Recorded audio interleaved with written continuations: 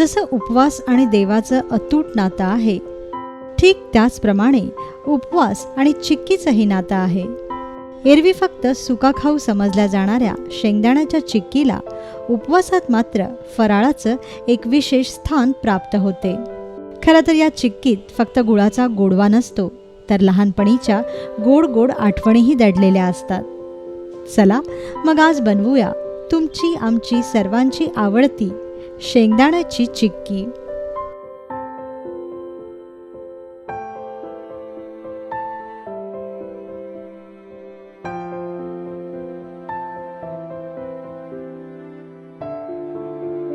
शेंगदाण्याची चिक्की बनवण्यासाठी आपल्याला लागेल 1 वाटी शेंगदाणे,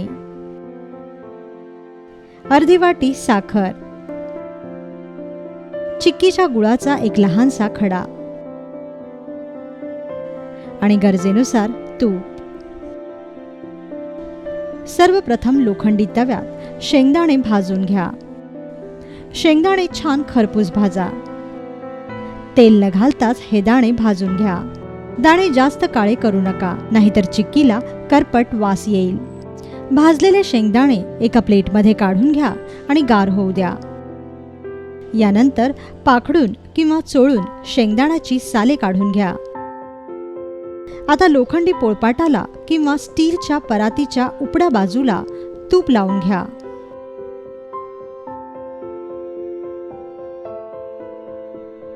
लाटण्यालाही भरपूर तूप लावा. यानंतर एका पॅनमध्ये साखर घाला व मंद आचेवर ही साखर परतत राहा. लक्षात ठेवा की यात पाणी घालू नये. आता या साखरेतच गुळाचा खडाही घाला आणि वितळू द्या.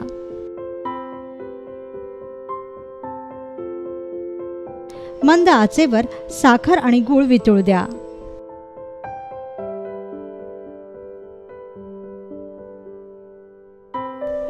चमच्याने हळूहळू ढवळत राहा.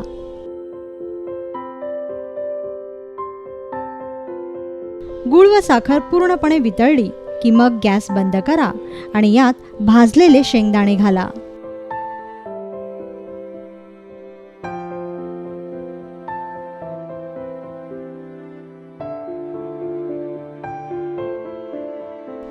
आता हे मिश्रण लगेच गरम असतानाच तूप लावलेल्या परातीवर काढून घ्या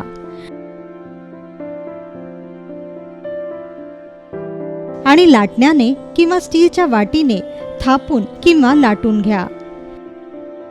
ही क्रिया भरभर करावी, नाहीतर पाक लगेच कडक होईल. आता गरम असतानाच सुरीने चिक्कीचे तुकडे कापून घ्या.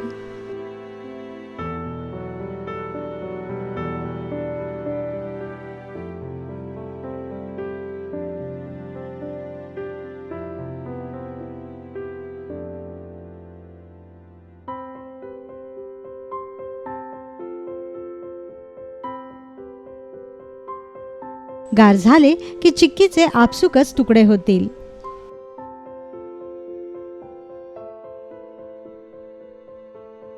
तयार झाली गोड गोड शेंगदाण्याची चिक्की.